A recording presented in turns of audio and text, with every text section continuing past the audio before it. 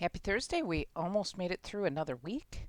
Today we're going to take what we did yesterday one step further, where we're actually going to be given the triangle, and so we're going to have to put it together. Yesterday on your homework, you were asked to find the ratio knowing that it was sine or cosine or tangent. So the problem was already set up for you. So now our work is to actually set the problem up.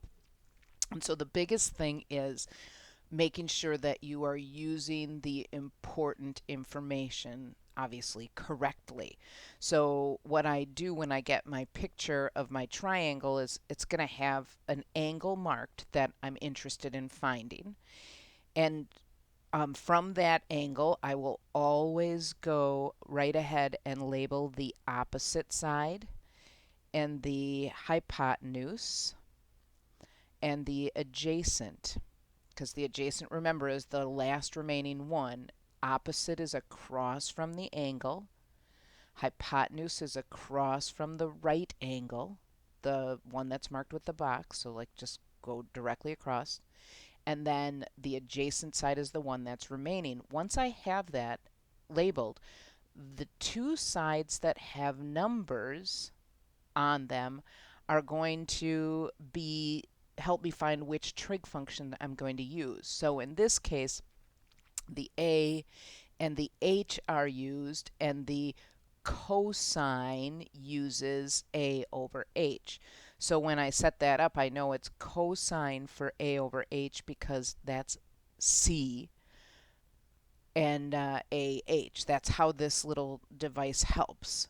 So the cosine of the unknown angle, I just call it x, you can put whatever variable you want in there, is equal to the adjacent over the hypotenuse, oops, which is 50, well, that was silly of me, over the hypotenuse 57.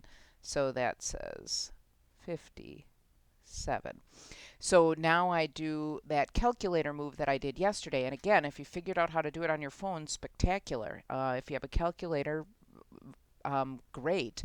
Just make sure it's in degrees. And so I say the cosine inverse, I have to do the second or the inverse of 45 divided by 57 will give me my answer.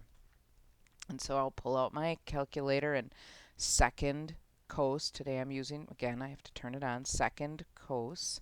So the cosine inverse will show up. I do 45 divided by 57 and my parenthesis hit equals. It's going to give me a value, and today I'm just going to go ahead and round it to the nearest degree. So 37.8 is very close to 38 degrees, and so this is roughly 38 degrees, and that's it. Roughly, it's not an exact, but approximately, so I could do that squiggle equal sign.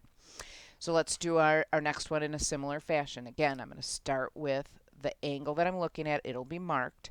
I'll go directly across from that angle, call that O. I'll go across from the right angle, call that H. The remaining side is the adjacent. The opposite and the adjacent are the ones that are labeled. I look through this up here. Aha, opposite and adjacent uses the T one, so tangent. So the tangent of the angle that I'm looking for is equal to the opposite over the adjacent.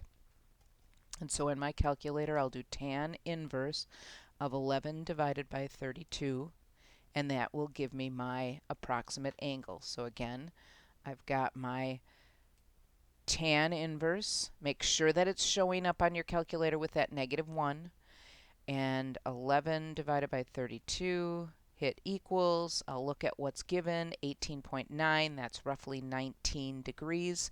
And I call it a day. So you're going to have 4 problems that you have to do.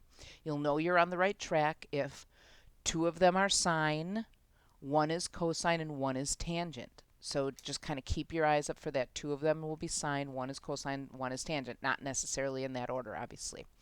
So I hope all goes well. And as always, I hope you have a great day, and let me know if you need anything.